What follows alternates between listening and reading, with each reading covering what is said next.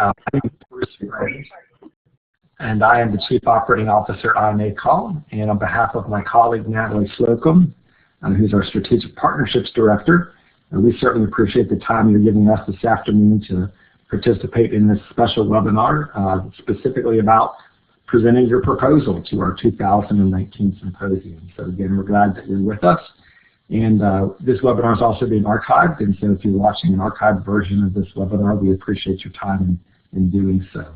What we'd like to do here during the time together is walk you through some of the information about our symposium, specifically about our call for proposals and the types of proposals that we're looking for, and maybe some ideas and tips on how to have your proposal stand out if you're so inclined to draft one, which we hope that you are.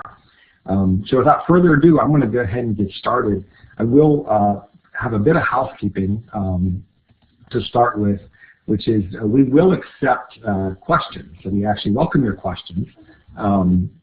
You're welcome to hold off to the very end, or you can type them into the chat box within the Blackboard Collaborate. We will do our very best to get to everyone's questions.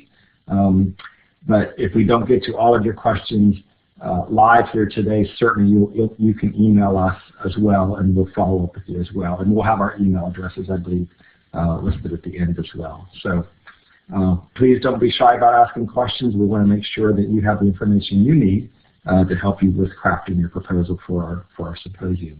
And as I mentioned, this webinar will be recorded and archived for future use, and so you can always go back and look at that as well. And certainly use hashtag iNACOL19 to share information that you're either learning today or really throughout the winter, spring, and summer as we head into October for our symposium. And you can see the symposium website there listed as well. Easy to find if you just go to our iNACOL.org website. You can find it there as well under the events section. But again, thank you for joining, and we'll go ahead and get started. So a few logistics for those that may not know. Our symposium this year is going to be in Palm Springs, California at the Convention Center. It is October 28th through the 31st. And the theme of this year's symposium is Shining a Light on the Future of Learning. Those that may have attended previous symposiums that we've put on, Palm Springs, you may recall, is somewhere that we were at 4 years ago, and it's just a terrific venue, a terrific city, and really looking forward to returning there. A very nice self-contained area in the downtown where all of our sessions and keynotes and events will take place. So look forward to being back into Palm Springs. One of the things that we want to point out about this year's event is something that we started last year as a kind of a new innovative space for showcasing innovative tools, content, student work, and schools. It's called our Innovation Corner. We started this last year. We learned a lot from last year. I appreciate all the ideas that came back on that. This really replaces the traditional exhibit hall. For those that were with us last year, you recall we no longer have a traditional exhibit hall, which you see hundreds of vendors lined up in 10 by 10 booths, but rather we have replaced that with Innovation Corner. Now we're still really thankful for all of our sponsors, and our sponsors do have a kiosk area in Innovation Corner where they can showcase the work that they're doing in personalized and competency-based learning. But we also do special showcases for schools, tools, digital content, student showcases, and again our sponsor showcase as well. I share that with you because if your organization is doing any innovative work, whether you're a school that you think might be worthy of being spotlighted, or you're utilizing some innovative new tools or content in the field, again, I'd encourage you to follow up with me. I'd be glad to learn more about what work you're doing, and maybe there's an opportunity there for you to be in Innovation Corner yourself as a sponsor, or maybe one of the spotlighted showcase areas. So wanted to point that out to you here this afternoon as well. A quick timeline of our RFP process. Our RFP is going to open actually tomorrow at February 5th on Tuesday. It will be open through March 8th. And so we will be accepting presentation proposals during that time. Now I should point out that the proposals are for the breakout sessions and workshops that we offer throughout the symposium. proposing for keynotes or pre-conference workshops is a slightly different process that we don't handle through this RFP. So again, this is for the 1-hour breakout sessions or the 2-hour 15-minute workshops that Natalie is going to describe to you here shortly. But again, we encourage you to submit. And that deadline is a hard and fast deadline. It's 11:59 p.m. Eastern Time is when the system shuts down, and we do get many proposals. Frankly, a good challenge to have, you might say, is that we will every year seem to get more proposals than we can actually field on the program itself. But that's good. That's showing the growth we're seeing in the field of personalized and competency-based learning. And the program committee always has a really difficult time of selecting which ones actually make the final cut. So you don't want to miss that deadline of March 8th at 11:59 Eastern Time. We'll actually be building out the program, as you can see there in late April. We have a program committee that reviews all proposals. To give you a perspective, I think the last couple of years we've had around 800 proposals come in for about 180 to 200 sessions that we can field.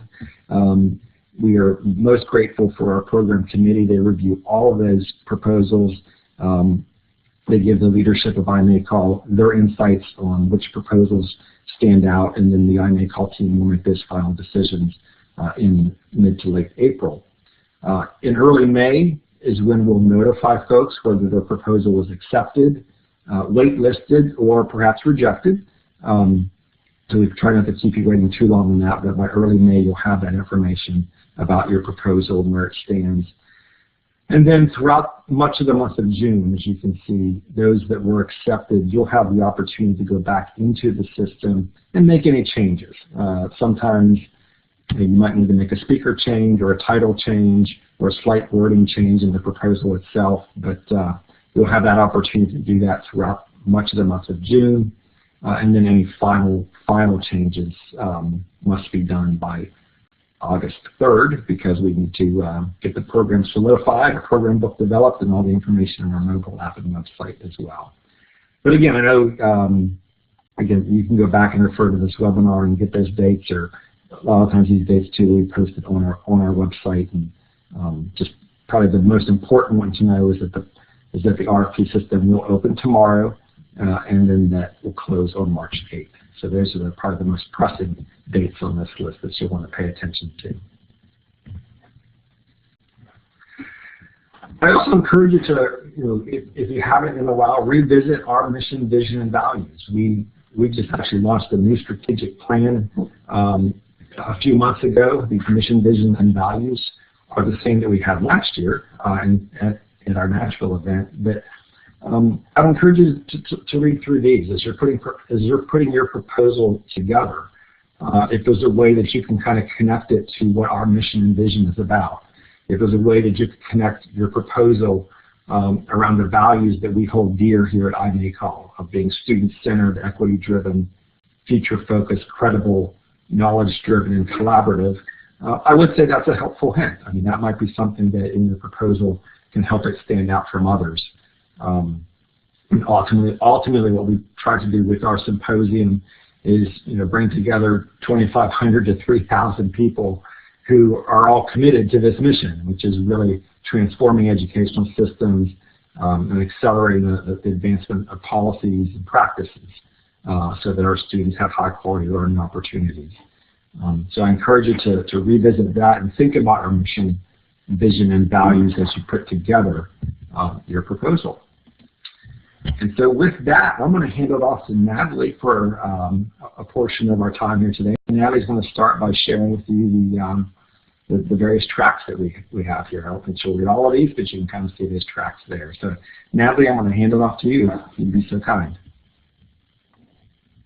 Thank you very much, Bruce, for kicking us off today. As Bruce mentioned, my name is Natalie Slocum, and I'm very pleased to spend the afternoon with you all. So as a reminder, feel free to drop any questions that might come to you into the chat box in the lower left-hand corner of your screen, and we'll be sure to address those at the very end. So First, I would love to jump into a quick discussion on the session tracks. So iNACOL assigns each session during the symposium with a track to help guide attendees toward sessions that most closely align with their interests or their needs. So it's really intended to help attendees personalize their own experience while they're at the symposium. For example, attendees can stay in one track and attend sessions only within competency education, for example, throughout the entire conference to really go deep in that one area, or they can jump across different tracks for different learning needs. So this year, as Bruce mentioned, we have 25 tracks that are listed on the slide in front of you. When you submit your presentation proposal, you may only select one track. So we do encourage you to please choose the track that most closely aligns with the main topic of your session. And the tracks that are listed here are very similar to what we've offered in prior years. There are a few differences, but they should be pretty familiar to you if you are a frequent visitor to the iNACOL Symposium.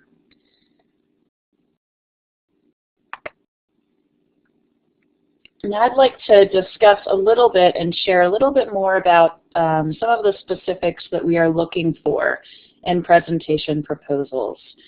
So new this year, we are seeking proposals that dig in on specific implementation challenges that the field is facing. So as the field advances through its next wave of innovation and implementation, we are seeing educators and practitioners running into some challenging implementation issues. And we believe that the symposium offers a perfect venue to bring these educators together to dive deeply into some of these issues that they're seeing and unpack those issues and develop some action steps to further advance the field in very strategic ways and to overcome some of these implementation hurdles that they're facing. So in the review process, we will give deference to sessions this year that are focused on unpacking these deep implementation issues. Rather than very general surface level sessions. There are a variety of challenges that practitioners are facing across the country. And just to share a really brief example to bring a little bit more clarity on what we're looking for here, could be, for example, in competency-based systems, the issue of moving on when ready and pacing. We know that that has both positive and negative implications across the field. And what would it look like to put a session together, to design a session that really unpacks that and digs below the surface and develops some action steps for the field around that issue. So that's just one example, but that is something that we are specifically looking for this year in our presentation proposals. Secondly, as you put together your proposals, it's really important to clearly identify the learning objectives for the attendees who will attend your session. The iNACOL Program Committee, as Bruce mentioned, who is responsible for reviewing all of those proposals, will be looking for very clear learning objectives that educators can take back and implement specific changes in their classrooms or schools. And as always, we are looking for proposals that promote interactivity, that promote networking and deep learning for our session attendees.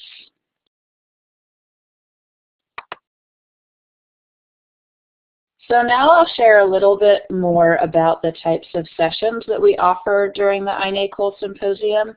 There are 6 different session types that we'll go over here briefly. There are full descriptions both on these slides and within the RFP system that you'll have access to once it opens starting tomorrow. But we'll go over them quickly so that you can have some familiarity with the session types that you can choose from. So when you submit your presentation proposal, you may only select one session type. So again, we encourage you to select the session type that most closely aligns with your session setup and the content within your session proposal. So there are two types of workshops that we offer, both of which are 2 hours and 15 minutes in length.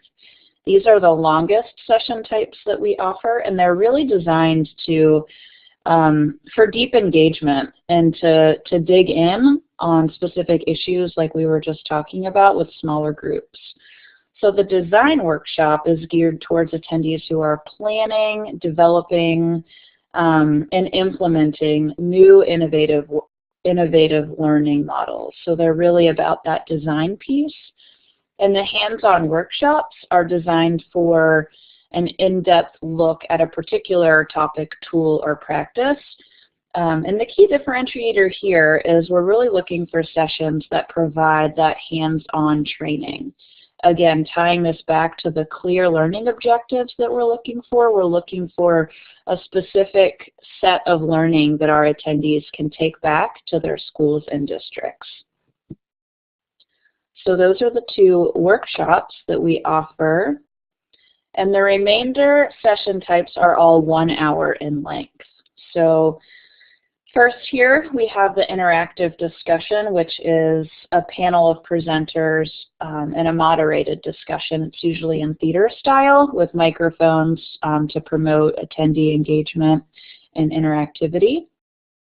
And we offer a seminar, which is, again, is a 1 hour session where presenters can share a variety of information across a range of topics and challenging issues that the field is facing.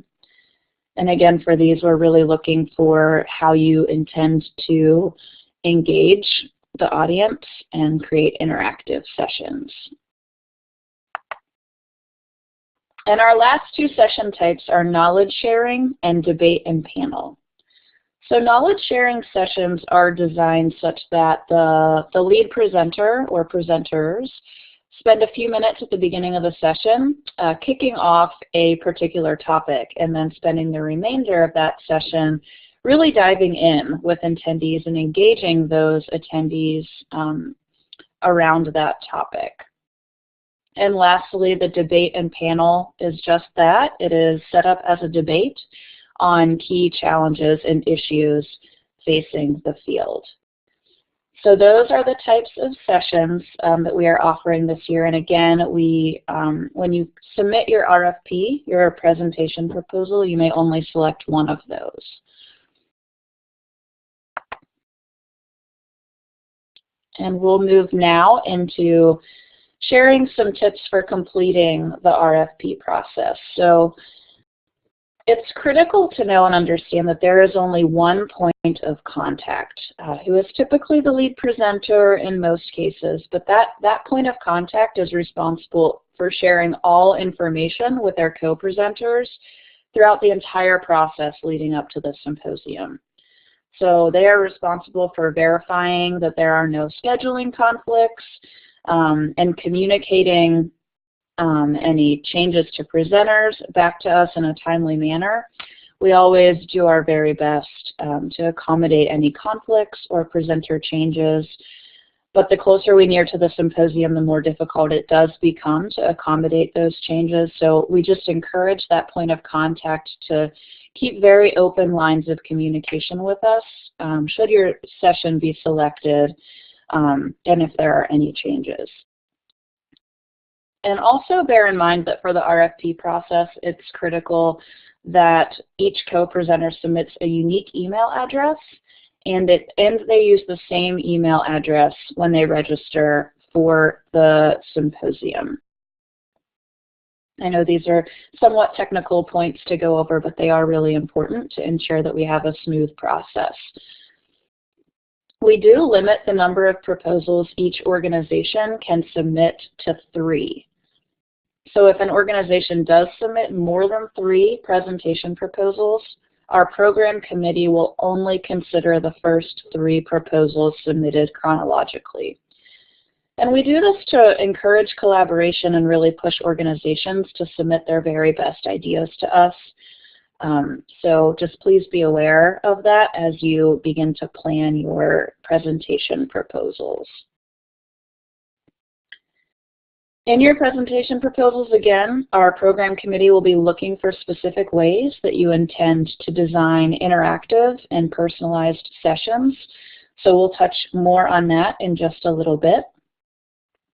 Additionally, our program committee will not consider product pitches of any type. So please also be aware of that. And as part of our RFP process, there is an optional question that you should be aware of, where you are allowed to provide URLs to videos that showcase students, teachers, leaders, and others who are engaged in personalized or competency-based learning.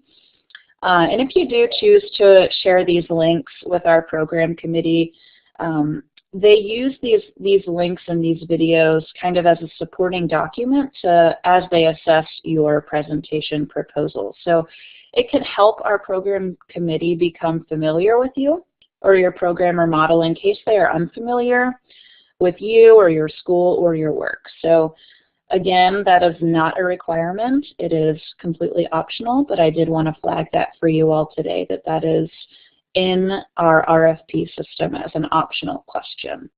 And lastly, we will make available a PDF of all of the RFP questions on the iNACOL Symposium website for you to view ahead of time, download, print, share with your colleagues and peers as you put together your session proposal so that you don't have to go into the online system and try to get the questions out of there. We'll make a very easily readable PDF of those questions available to you so that you can work directly from there ahead of time.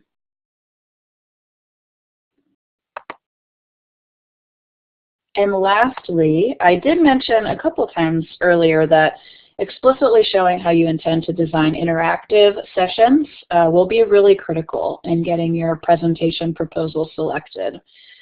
So on this slide here are just a few examples of ways that you might engage your attendees in your session. This is by no means an exhaustive list. These are just some ideas to help you get started in case you're unsure. The big idea here is that we really are looking for shifts away from the traditional stand and deliver PowerPoint presentation format for sessions. We really are looking for sessions that start conversations, that promote networking, and that personalize the learning experience for the attendees. So you might, for example, design quick response surveys at the beginning of your session to gauge attendees' knowledge on a subject or gauge their interests, and then use that information to tailor the rest of your session. You might group and regroup attendees around common interests or around common implementation issues that they might be facing, for example, and encourage networking through table discussions. You might encourage attendees to share what they're learning on social media.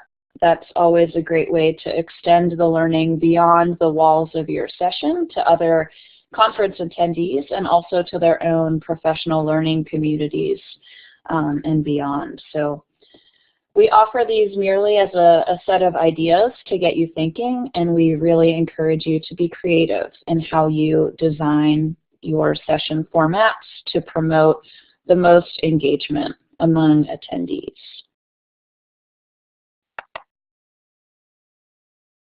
And lastly here, before we get to questions, just a couple announcements. We will be opening registration for symposium attendees in the early spring. We do have early bird registration that ends July 10th. So if you are planning to attend the symposium, be sure to register before that July 10th deadline to save some money on registration fees. And also, please let us know if you might be interested in becoming a sponsor or learning more about sponsorship options. As Bruce mentioned earlier, we do have an innovative sponsor showcase that promotes really strong engagement with school and district leaders and decision makers. So we'd be happy to share more information with you if you are interested in learning more about sponsorship.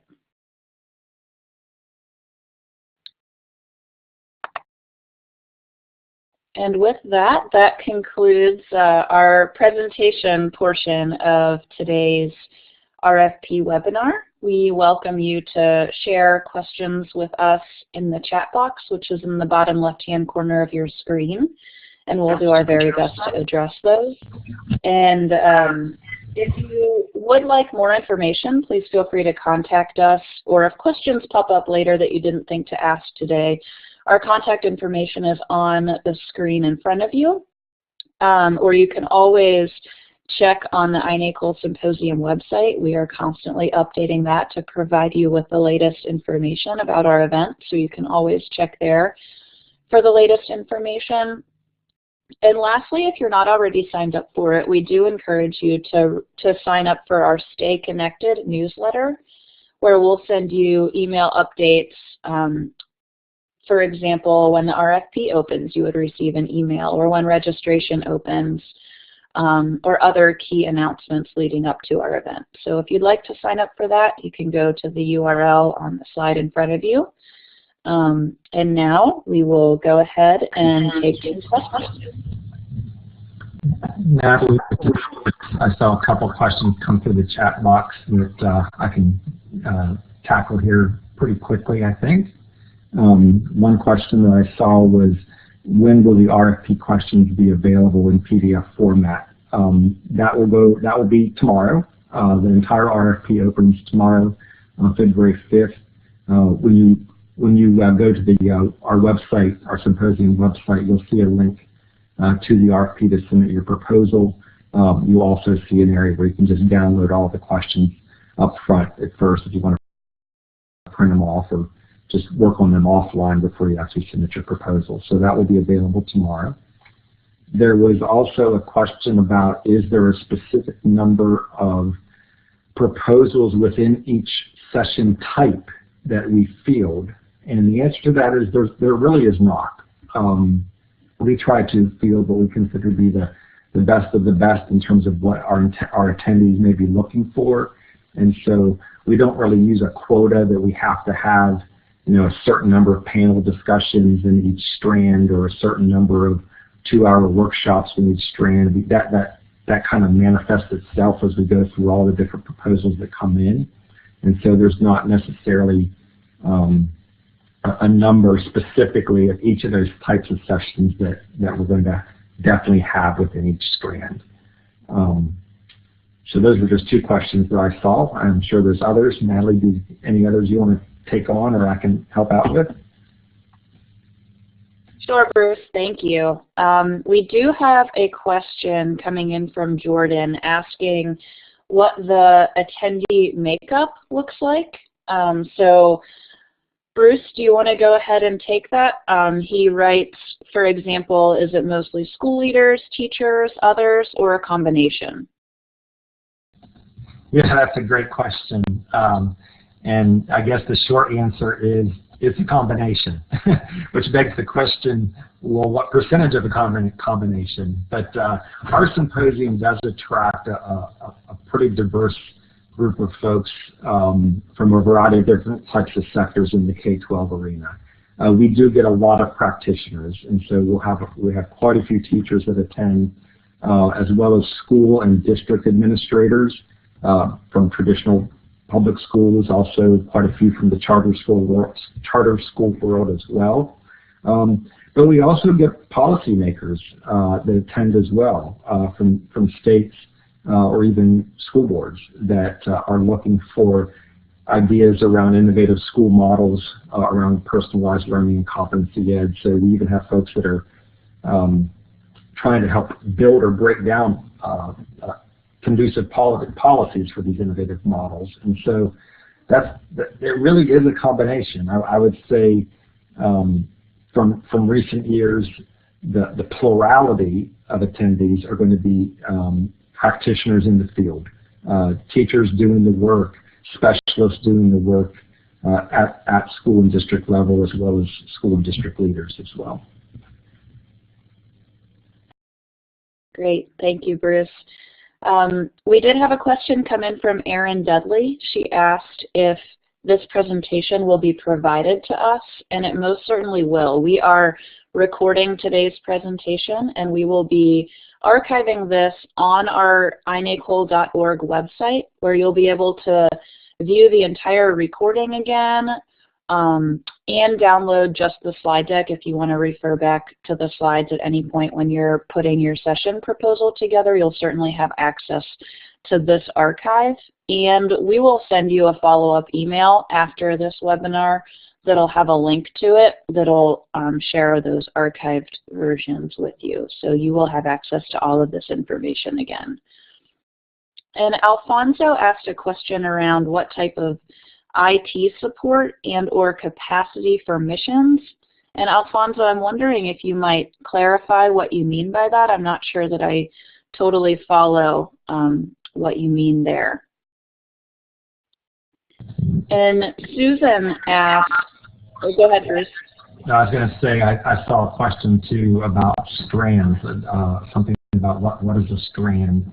A strand is a specific topic of which a set of proposals or presentations would fit into. So for example, on the screen here, we're kind of using the word strand or track interchangeably. So for example, we'll have a strand that's specifically on policy and advocacy. And so all of those sessions would be tied directly to that type of work, or a strand on quality assurance. So you can see that the 25 strands or tracks, I guess, is the other term that we use in terms of where, when you develop your proposal, you'll identify which of the following strands/tracks that your proposal best fits into. Thanks, Bruce. And Susan asked a couple questions. So her second question was how many people come to the symposium, and we are expecting 2,500 to 3,000 attendees this upcoming year to attend our event in Palm Springs, so we're very much looking forward to that.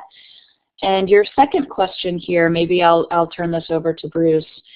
You asked if we have an example of a successful proposal to share. You know, that's a great question. I don't think in years past we've actually put up any kind of model proposal.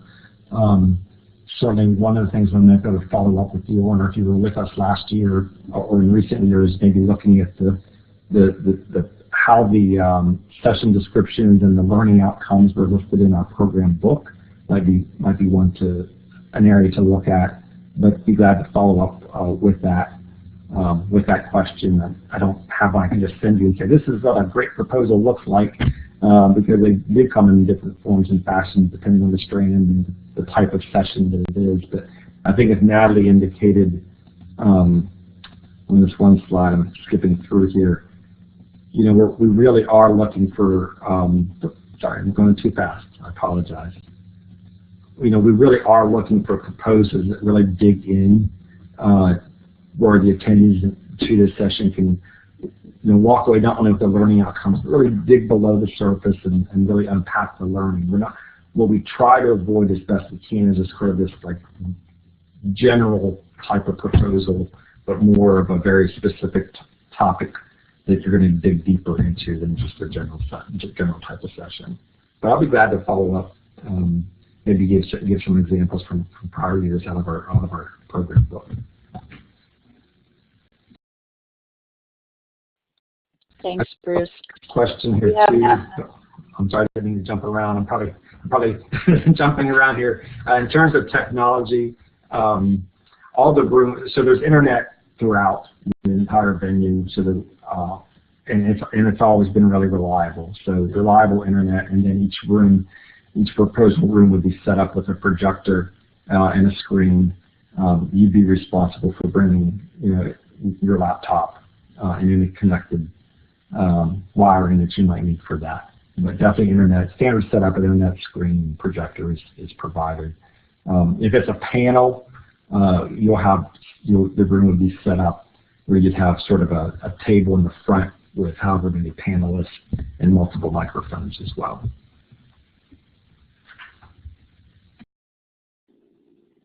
Thanks, Bruce. And just to confirm, Danielle, there are not computer labs available for the workshop. So it's important to note if folks might need computers to, as part of your session, to note that in your presentation proposal, so that that's communicated to folks who are interested in attending so that they can make sure that they come prepared. So that's a great question. Hunter asked if we could define from the session topics slide the difference between personalized learning versus whole child personalization. And let me jump to that page for you. So you'll see that we do have personalized learning as a session track, and we also have at the very end whole child personalization and social emotional learning. So the difference there, they are very similar in nature. The difference there is that the whole child personalization track is going to be more about the social emotional learning aspect of developing the knowledge, skills, and dispositions of a student to make them future ready. So that's the only difference. I don't know, Bruce, if you want to elaborate on that in any way?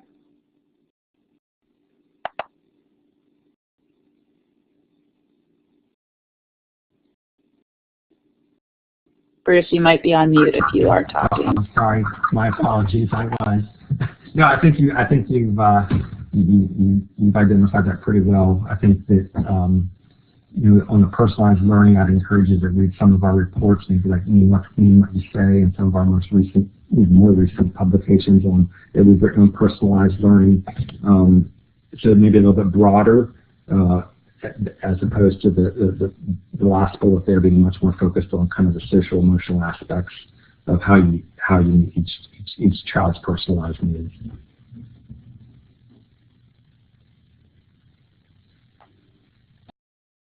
Great, thanks. And Becca, you raised a great point that you are digging into some challenges yourself, and you're currently working slowly through a potential solution, and you're asking whether or not that would work for a session proposal. Absolutely. It's great to bring some potential ideas to the table for discussion and recommending some next steps that folks might take advantage of if they're having the same implementation issues that you are. So yeah, I think that's a great idea. Yeah, I'll jump in. I would echo those statements, Becca, that Natalie just gave. Someone asked earlier a question about the makeup of our attendees. I think the other thing that's important to keep in mind is that the people who come to our symposium are also on very different you know, we might say spectrums in terms of where they're at in their implementation of personalized learning or competency-based ed. We have those who, you know, are frankly been doing it for many years and might be labeled experts. And then you have those who are just getting started, and you have those who've had great successes at their schools and in the community and buy-in and how their teachers and students have embraced this. And you've had others that have struggled, to be quite frankly, and saying, you know, yeah, we've got to have this issue. So, you know, we want to hear too from the folks, sort of as you described, that may be newer to this, or hey, this is working really well, but this is not. And let's be honest and open about it and share what our challenges are, because I can assure you, you know, with 2,700 other people there, you're going to find and run into people that have faced that same situation most likely, and may have some ideas for what might work for you. And likewise, you'll probably be more of an expert than you actually think when you meet some other folks who are attending. So that's a great question and would make for a great proposal. And Alfonso, thank you for clarifying your question. You're asking if attendees can download and use apps that are a part of a session. We most certainly do have sessions frequently that require attendees to either access a website, to engage in a quick survey, or to do work online together. So a lot of folks will use apps and websites as part of their session, and it's great to include any of those in your presentation proposal. I will also say that our conference mobile app is very conducive to lots of different types of learning as well. You can load, as a presenter, you can load different PDFs to reports, for example, or other supporting documents up to the mobile app, and that allows all other attendees to have access to it and download it, which a lot of folks also use as part of their sessions. So that's a great question. Thanks for asking. Now I see a question, I think, from Justin about presenters attending other sessions. Yes, absolutely, and please do. We encourage that.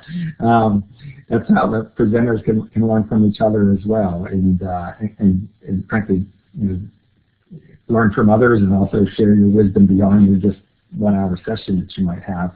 We do have a special presenter rate that we'll announce later this spring once we have all of our sessions and presenters identified. But we absolutely want presenters to participate in other sessions and other aspects of the conference. The networking event we do is always fun, maybe pre-conference sessions, certainly the keynotes. And so we want you to take advantage of the entire conference experience as your schedule will allow.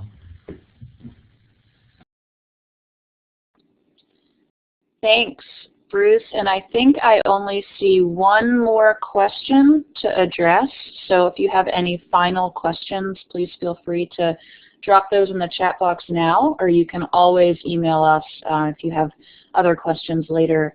And I'll turn this one over to you, Bruce, as well. Autumn asked if we preferred sessions that are standards aligned in the proposal, for example, ISTE, CCSS, NGSS, and other standards. Yeah, thank you for that question. Yeah, certainly. I mean, if your proposal, your idea of your talk is aligned to some of the standards, by all means, we don't identify those when you're writing up your proposal. Again, depending on what the topic is and the interactivity, engagement level, that those things are high priority as well. But we would never say don't align it to reference other standards as well. That's certainly fine. I know back in the day when our conference was far more focused on online learning than it is today, for example, our own online and blended learning standards were ones that were often referenced in proposals. So certainly would not discourage you from doing that. And I guess, Natalie, this is Anne, a question. Just encourage folks too. We'll leave this screen up here, but if you think of something, is typically how it works for me. I think of a question 2 hours from now that I wish I had asked. Just email either Natalie or both of us, me or Natalie or I or both of us, and we'll make sure we get you the answer.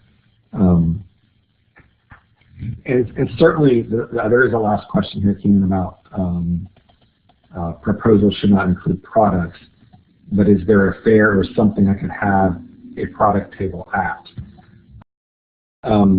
Well, we do not. We have the innovation corner now. We do not have an exhibit, a traditional exhibit hall. But if you were interested in any kind of sponsorship, we certainly, by all means, email me directly, and we can get you our sponsor prospectus on that.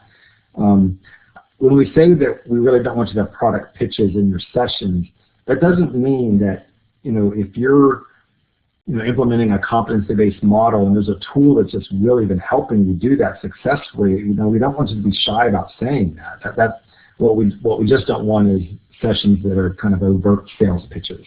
We get a lot of feedback. We try to prevent that each year, and we get a lot of feedback from our attendees that they really want to hear from the practitioners.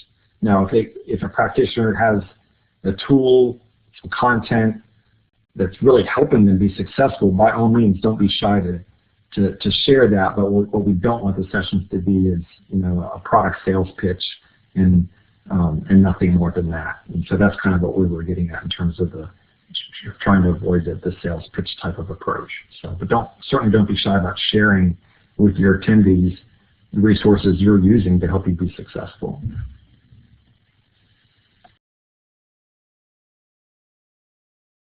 Well, Natalie, I think that's it. Oh, one more came in. Yes, there will be discounts for speakers. We'll have those announced when we announce all of our registration fees here later this spring. But we do give a pretty. It's not complimentary because we are providing quite a bit of other great activities and all the food and things such as that we provide. It's kind of an all-inclusive type of event. But we'll get all that posted here on our website here in the coming weeks. And yeah, so there will be a speaker discount as well. So with that, Natalie, I think we'll just leave this screen open for a little bit longer. If folks have additional questions, just write us, email us, and we'll get those questions answered for you. And just remember that the key dates is that it will open up tomorrow, and the system will close on March 8th. And you don't want to miss that deadline because that is a firm deadline. Unfortunately, if you email us on March 9th and say, I forgot, I'm going to be giving you disappointing news, which I don't want to have to deliver. So I'll make sure you get those deadlines. So with that, thank you all again. Really appreciate your time this afternoon, and look forward to seeing you in Palm Springs. So take care, everybody. Thanks, everyone. It was wonderful spending the afternoon with you, and we will share this archived presentation with you shortly. Thanks again. Bye-bye.